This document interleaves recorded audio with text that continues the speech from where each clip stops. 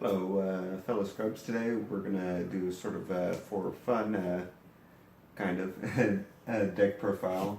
This is a deck I was in the process of coming up with and putting together right before the Texas GP. I ended up going with my soul deck, which you can see if you look at the vlog we had put together for the GP. I did that because I ended up during the couple weeks leading up to it being very busy, and I just couldn't do enough testing on this deck to make it to the consistency I wanted to do what I wanted to do. So basically, I'll go through the deck list in a minute here, but the basic idea is you run Fiethsing so you can get tokens off of cards. You, oh no, dog! You run Grim from Bingo 3 to make all of your, which has the passive ability to give every single resonator in your hand, field, graveyard, etc., the attribute of being Fairy Tale. And so, because of that, all of your tokens become Fairy Tale. And you run Tinkerbell, which gains plus 200 for every fairy tale you control. And you run the Library, which gives whatever race you choose swiftness automatically, and you choose Fairy Tale. So you're populating your field with Fairy Tales that are getting buffs off of each other, and they all gain swiftness, and so it's this cool sort of cascading effect that it could potentially have. So let's dive into the deck, and I'll sort of explain it as I go. Obviously the main, the ruler is Fiethsing. I chose her because of her token producing, is sort of the crux of the deck. The stone deck, I have it right now as having 4 Magic Stone of Gusting Skies, 4 Magic Stone of Nature's Beauty, and 2 Magic Stone of Blasting Waves. The reason I run Blasting Waves is just so I can get that Fairy Tale library out in the event that I have trouble with getting my Melfies or anything like that. Other than that, I just like the 8 stone consistency of yellow and green. There's no need to have the stones be specifically labeled light magic stone or green magic stone, so that's why I'm able to run the Nature's Beauty. Moving on to the main deck, I'll go in order of quantity here. I run 4 Seal of Wind and Light for obvious reasons. It's important to try and both stave off some of your opponent's cards, but also allow yourself to play cards if they try to cancel it, being able to cancel back. Since there's so many cards in this deck that are low cost, you usually are able to have open mana in order to run those cancels, on top of being able to play your card. I run 4 Divine Bird of Ataraxia. I run that for the 1 cost flying to help with things like Pressure OTK and such, as well as the draw ability obviously is great. There's a lot of cards that you have to have in order to make this deck work, so the more cards you can draw, the more consistent it's able to be. For Tinkerbell, the fairy, this, like I said, is the most important card. It's a 1 cost 100 with flying, and it gains plus 200 for every Fairy Tale resonator you control. And I run a 4 Wall of Wind.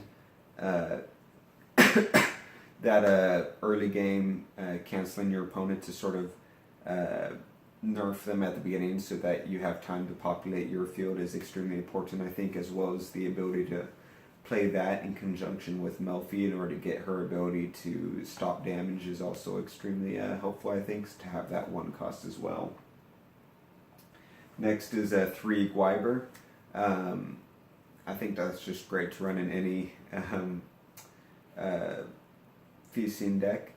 In this deck, however, because it gains the race of being Fairy Tale because of Grim, if Grim is out, then not only do you get it for the 1 cost, but if you have the Fairy Tale library out, it'll gain swiftness right off the bat. So being able to have a 1200 swiftness 1 cost Fairy Tale that also buffs your other Fairy Tale is extremely awesome. Next is 3 of the Fairy Tale library. Like I said, that's extremely important because having that swiftness, especially in the current meta, I feel is important. If your opponent doesn't have any mana up, then you're able to swing and do damage before you get things like Gale Force or just regular Alhamat's Black Lightning. Anything that destroys stuff. There's a lot of resonator hate, so you want to be able to get that damage in as quickly as possible, and if this deck runs the way it's supposed to, you should theoretically be able to get game as soon as you do the big swing for damage. I run 3 Faria Summoning, or Faria Summon. It's 2 cost, and search your deck for Resonator revealed and put into your hand. Those are great for searching out, mainly Grim is one of the big ones, but also Tinkerbell, just anything you might need essentially to help with that consistency. I run 3 Power of Unity. It's a 2 cost spell chant instant from Vingolf 2. Target Resonator gains 600/600 till end of turn, and if you control 4 or more Resonators, then it gains the ability of whenever it deals damage to a Resonator, it deals that much damage to your opponent. The reason I run that is because, like I said, you want to get that damage in as quick as possible before stuff gets destroyed. So slapping, and you're all pretty much always have 4 Resonators inside of this deck on the field, so you always get that second effect. So having that, slapping that 600 damage, that's just, say on Gwyber, so all of a sudden he's an 1800, and if they block, you're guaranteed that 1800 is still going to go to their face. And it's an instant, so you can do it in response to a block as well. So if your opponent's not expecting it, you're able to take a Resonator out with you while you're doing damage to their face. Most likely you'll run this card on Tinkerbell because she'll most likely have a higher attack than Gwyber, but obviously it's pretty versatile. I run 3 Sacred Elf. This is just to help with the early game, with Wall of Winds, with ramping up to, because Grim is a 3 cost, that you want to get him out as early as possible. So the more mana you get out there, mana producing items you get out there, the earlier you can get him out there. So the earlier your ramp can get started. I run 2 of Grim. Like I said, he's sort of the crux of the deck. So I ran 2 just because I bumped him down to 2 in order to run Faria Summoning to give me more sort of leeway with what I can do. So when in the beginning of the game, you either want him in your hand, and then either want him or the Faria Summoning in your hand. If you don't, you want to mulligan as many cards as possible until you pull him or the search, for obvious reasons. I run 2 Melfi. Once again, just the mana production. She produces multiple colors, so it helps with playing themes like the Fairy Tale Library. And she also prevents damage, which once again helps with staving them off until you're able to get that your field built. I run 2 Heavenly Gusts. This is to help counter certain decks. Like I said, I was planning on running this on the GP, so I was thinking along the lines of Prisha OTK was one of my big concerns. But Heavenly Gust works with a lot of stuff. Probably best to sideboard it maybe, but who knows. I run 2 Gale Force. This is great, I think, just to have in any deck. The instant kill against flying, which is pretty prevalent, which is good against Fiethsing and Fox and all that stuff. And lastly, 2 Death Scythe, once again helping with bringing tokens out with the 0 cost Regalia, but also helping against that Prisha OTK to get rid of the swiftness. So there's a lot of things you can switch out in this deck. If you're just playing at your locals and you don't have to worry about that Prisha OTK, there's a lot of cards you can switch out. Right now it's at 41 technically. Like I said, I was doing a lot of testing, so it's still in that middle testing phase.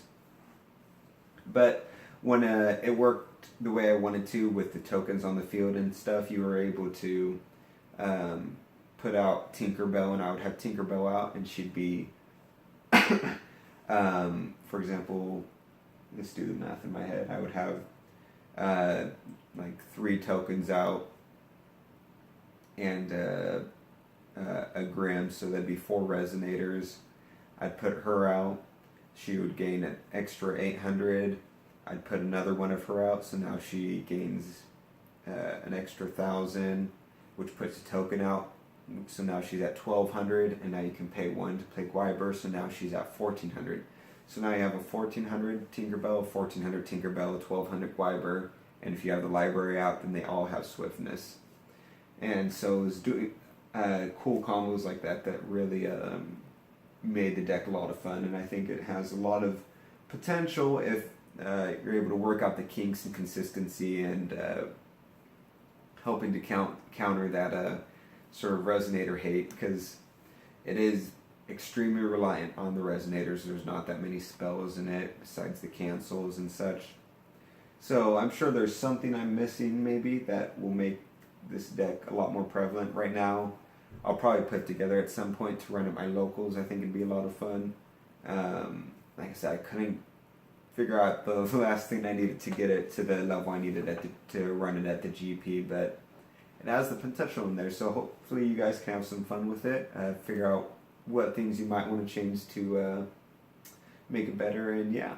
So go ahead and let me know in the comments below what you think might make it better, or what you think of the deck idea in general, and subscribe for more stuff like this.